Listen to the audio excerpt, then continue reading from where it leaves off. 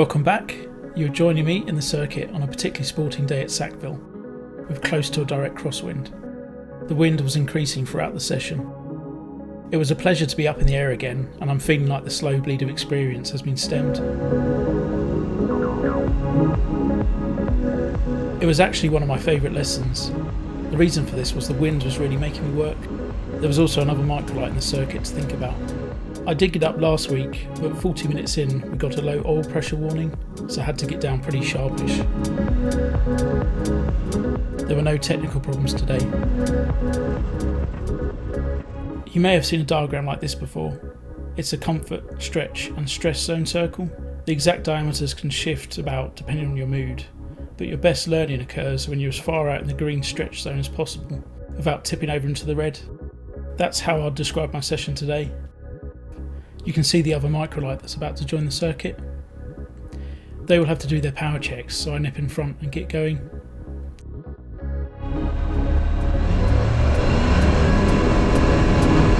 On the takeoff roll, I'm using left stick to keep the port aileron up. This stops the wind from catching the wing.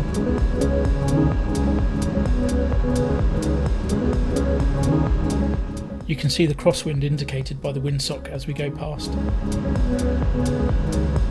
You turn slightly into the wind to counter the crosswind and maintain the centre line. My second landing was a bit better despite the wind increasing. I had a bit more height over the trees.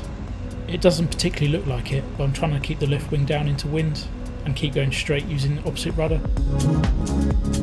This isn't the best demonstration of a crosswind landing, as the approach is quite short at Sackville due to the no-fly zone over the village.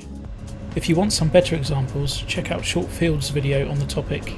I'll put a link to his channel in the description.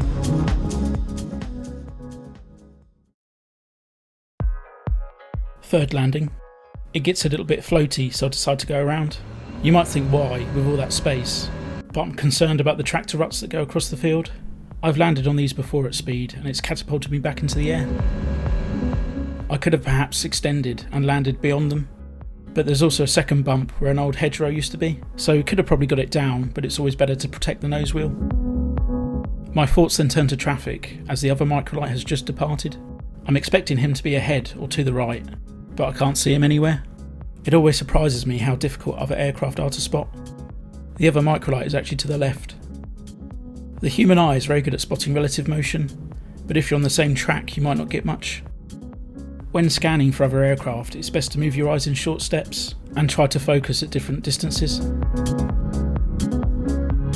We turned to pass behind him as he won't be able to see us coming. There is quite a performance difference between the two microlights, so we had to extend each leg of our circuit to avoid catching up to him, as we are so much quicker. Fourth landing attempt.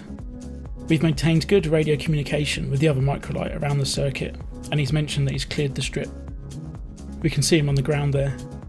I end up going around again, possibly because I'm not used to flying an extended circuit, possibly because I'm flying to the previous landing's conditions, which have now changed. I really need to be adapting more. 2 go-arounds is a bit of a pain, but there's no shame in it. As long as you have fuel to go around, it's often the best option, rather than salvage a messy approach. Fifth and final landing attempt. Time to stop messing about. Really trying to focus on keeping that left wing down. It's easier said than done, as keeping the left wing down means the plane wants to steer into the trees on the left. This is why I use rudder to counteract it, to keep going in a straight line. Also not carrying too much speed. I get the left wheel to touch first. The opposite wheel will follow naturally. And then cadence braking to avoid going over the bump I mentioned earlier too fast. So I hope you enjoyed that and it wasn't too repetitive.